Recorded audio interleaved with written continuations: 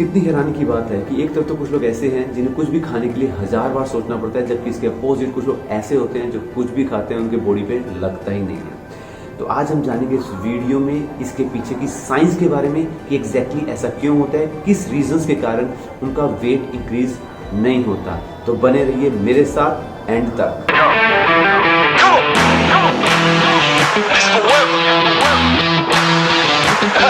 No surrender, no surrender. Yeah, yeah.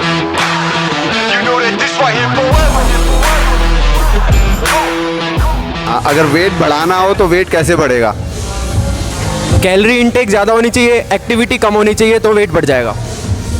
भैया मैं बढ़िया डाइट लेता हूँ, दबा के खाता हूँ, सोता हूँ और हैवी लिफ्ट करता हूँ। सर मैं सब कुछ खा रहा हूँ, घर का खाना पीना, अंडे, एग और चिकन, बस यही है नॉर्मल डाइट। तो अभी हैवी लिफ्टिंग करनी चाहिए, एक्टिविटी कम करनी चाहिए और खाने पे ज़्यादा ध्यान देना चाहिए। हेलो दोस्तों, मेरा नाम है विशाल चड्ढा और आप देख रहे हैं आपका अपना चैनल। आज हम बात करेंगे इस वीडियो में उन रीजंस के बारे में जिसके कारण कि आपका वेट इंक्रीज़ नहीं हो पा रहा है। इस वीडियो को मैंने 2 पार्ट में डिवाइड किया है। फर्स्ट के अंदर हम उसके पीछे की साइंस के बारे में जानेंगे और सेकंड पार्ट में मैं उसके सॉल्यूशंस के बारे में बात करूंगा जिससे कि आप अपना वेट पुट ऑन कर पाएँ। तो स्टार्ट करते हैं हम अपनी आज की वीडियो। पहला कारण है कि जो आप कैलोरीज खा रहे हैं वो आप अपनी मेंटेनेंस कैलोरीज खा रहे हैं या आप उससे कम कैलोरीज खा रहे हैं, जिसके कारण आपका वेट काफ़ी लंबे समय तक सेम बना हुआ है। कई बार ऐसा होता है कि हमें लगता है कि हम कैलोरीज ज़्यादा खा रहे हैं, बट ऐसा होता नहीं है। आप एक्चुअली अगर ट्रैक करेंगे तो आप अपनी मेंटेनेंस कैलोरीज ही खा रहे होते हैं। जैसे कि मैंने फैट लॉस की वीडियो में बताया था कि अगर आपको अपना वेट कम करना है तो आपको मेंटेनेंस कैलोरी से थोड़ा कम खाना पड़ेगा। उसी तरह अगर आपको अपना वेट गेन करना है तो आपको अपनी जो मेंटेनेंस कैलोरीज है उससे आपको ज़्यादा खाना पड़ेगा। तो सबसे पहला काम आपको क्या करना है कि आपको अपनी मेंटेनेंस कैलोरीज चेक करनी है और उसके बाद आपको अपनी कैलोरीज को इंक्रीज़ करना है, सरप्लस में जाना है, ताकि आप अपना वेट इंक्रीज़ कर सकें।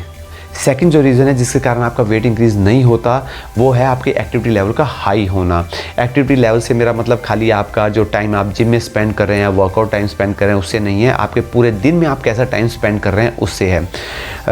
कई बार ऐसा होता है कि आप फैमिली मेम्बर्स के साथ किसी वॉक पे चले जाते हैं या अपने बच्चों के साथ खेलने लगते हैं या कोई नियर बाय शॉप पे आप जा रहे हैं, पैदल जा रहे हैं, आप फ़ोन पे हैं, वॉक करते हुए जा रहे हैं, फ़ोन पे बात कर रहे हैं, वॉक कर रहे हैं, काफ़ी देर तक वॉक कर रहे हैं, या फिर आपका जो प्रोफाइल ऐसा है कि जहाँ पे आपको काफ़ी लंबे समय तक खड़ा रहना पड़ता है या वॉक करते रहना पड़ता है, जिसके कारण से आपके एक्टिविटी लेवल जो है वो हाई हो जाता है। आपके जो सेल्स होते हैं उनके अंदर माइटोकॉन्ड्रिया होता है जो आपकी बॉडी को एनर्जी प्रोवाइड करता है। जब हमारा एक्टिविटी लेवल हाई होता है तो माइटोकॉन्ड्रिया जो है वो सेल्स के अंदर वो भी बढ़ जाते हैं। तो यानी क्या हुआ, एक्टिविटी लेवल हाई तो आपका माइटोकॉन्ड्रिया ज़्यादा हुआ, माइटोकॉन्ड्रिया अगर ज़्यादा हुआ तो आपकी कैलोरीज जो है बर्निंग प्रोसेस भी ज़्यादा हो गई। तो आपको अपना एक्टिविटी लेवल भी चेक करते रहना चाहिए कि कहीं आप ज़्यादा एक्टिविटी कर रहे हैं और आपने अपने डाइट प्लान के अंदर उसको देखा ही नहीं है कि आप इतनी कैलोरीज अननेसेसरी बर्न कर रहे हैं। तो आपको ये चेक करना पड़ेगा, तभी आप अपना वेट पुट ऑन कर पाएंगे। थर्ड चीज़ जिस पे मैं बात करने जा रहा हूँ वो है जेनेटिक्स। काफ़ी लोगों का ये मानना है कि आप पतले या मोटे अपने जीन्स की वजह से होते हैं, बट रिसेंटली काफ़ी स्टडी हुई है जिसने इस चीज़ का खंडन कर दिया है कि जीन्स की वजह से ऐसा कुछ भी नहीं होता। जो भी होता है वो आपके कंट्रोल में होता है। मैं मानता हूँ कि 3 तरह के बॉडी टाइप होते हैं, एक्टोमॉर्फ, मीजोमॉर्फ और एंडोमॉर्फ। एक्टोमॉर्फ जो स्किनी टाइप ऑफ लोग होते हैं, जो पतले ही रहते हैं, बहुत कुछ भी खा लें कुछ लगता नहीं है। एंडोमॉर्फ जो कुछ भी खाएं उनको लग जाता है। और मीजोमॉर्फ जो एवरेज होते हैं, बिल्कुल बढ़िया, जो लोग एंडोमॉर्फ और एक्टोमॉर्फ बनना चाहते हैं।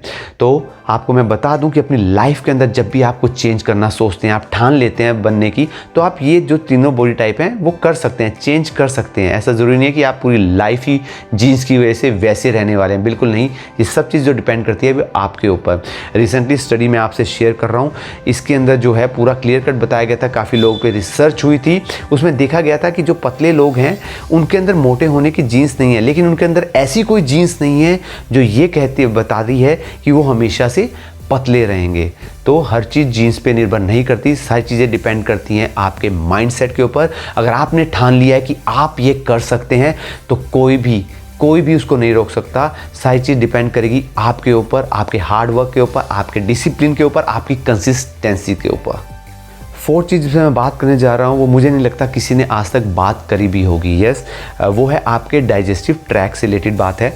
जब भी आप कुछ खाना खाते हैं वो स्टमक से आपके स्मॉल इंटेस्टाइन की तरफ जाता है। स्मॉल इंटेस्टाइन में हमारे कुछ ऐसे फाइबर लाइक स्ट्रक्चर होते हैं, फिंगर लाइक स्ट्रक्चर होते हैं जो वहाँ से हमारे न्यूट्रिएंट्स को एब्जॉर्ब कराते हैं। तो जो हमारा फूड होता है जब वो ट्रैवल कर रहा होता है उसकी एक स्पीड होती है कि वो उसी स्पीड पे चलना चाहिए ताकि हमारे जो फिंगर लाइक वो स्ट्रक्चर स्मॉल इंटेस्टाइन में वो उसमें से न्यूट्रिएंट्स को एब्जॉर्ब कर पाएँ। बट कई बार क्या होता है कि उस फूड की स्पीड किसी ना किसी कारण से इंक्रीज़ हो जाती है। मोस्टली देखा गया इंक्रीज़ क्यों हो रही है कि लोग पानी कम पीते हैं या फाइबर कम खाते हैं, जिसकी वजह से स्पीड जो है फूड की इंक्रीज़ हो जाती है, जिसके कारण आपकी बॉडी न्यूट्रिएंट ढंग से एब्जॉर्ब नहीं कर पाती और आपका वेट जो है जो जैसा है वो वैसा ही रहता है। तो आपको ये जानना पड़ेगा कि प्रोटीन का फैट के अलावा आपको ये भी ट्रैक करते रहना कि आपने पूरे दिन में कितना वाटर इनटेक किया है और आप कितना फाइबर इनटेक कर रहे हैं, ताकि आपके जो फूड की जो स्पीड है वो जैसी डिसाइडेड है नेचुरली वो उसी स्पीड पे चले और आपकी बॉडी ढंग से न्यूट्रिएंट एब्जॉर्ब कर पाए और आप फिर ढंग से वेट पुट ऑन कर पाएँ। लास्ट जो रीज़न है जिस पे मैं बात करने जा रहा हूँ जिसके कारण वेट इंक्रीज़ नहीं होता वो है या तो आप किसी अननेसेसरी काफ़ी मेडिसिन्स के ऊपर चल रहे होते हैं या फिर आपकी एपेटाइट कम है। वो एपेटाइट कम क्यों है? शायद इंटरनल प्रॉब्लम की वजह से हो सकता है, लीवर के अंदर कोई इशू हो सकता है जिसके कारण आपकी एपेटाइट कम है। तो इन दोनों ही सिनेरियो में आपको अपने डॉक्टर को विजिट करना ज़रूरी है। आपको अपना ब्लड प्रोफाइल वगैरह ब्लड चेक करना ज़रूरी है, प्रोफाइल वगैरह कि आपके लीवर वगैरह या इंटरनल ऑर्गन में कोई प्रॉब्लम तो नहीं है। क्योंकि अगर आप अच्छे ढंग से वर्कआउट कर रहे हैं, प्रॉपर्ली आप वर्कआउट कर रहे हैं, रेजिस्टेंस ट्रेनिंग कर रहे हैं, फिर भी आपकी एपेटाइट इंक्रीज़ नहीं हो रही है तो अपने डॉक्टर को विजिट ज़रूर कीजिए। माइट भी आप कोई इंटरनल प्रॉब्लम से जूझ रहे हैं जो आपको भी अभी पता नहीं है। सो ये थे वो रीज़न्स जिसके कारण आपका वेट इंक्रीज़ नहीं हो पा रहा है। नेक्स्ट वीडियो में हम बात करेंगे इनके सॉल्यूशंस के बारे में और मैं आपसे डिस्कस करूंगा फूड आइटम के बारे में जो आप अपनी डाइट में ज़रूर इंक्लूड करें अपना, अगर आप वेटिंग पुट ऑन करना चाहते हैं।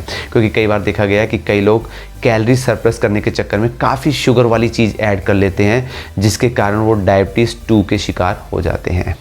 तो इससे रिलेटेड अगर आपके पास कोई क्वेश्चन है और आप चाहते हैं कि मैं नेक्स्ट वीडियो में उसको भी इंक्लूड कर लूँ वेट से रिलेटेड, तो प्लीज़ कमेंट सेक्शन में कमेंट करना मत भूलिएगा। Till then stay tuned, stay fit and stay healthy because it's one life, so be fit for it.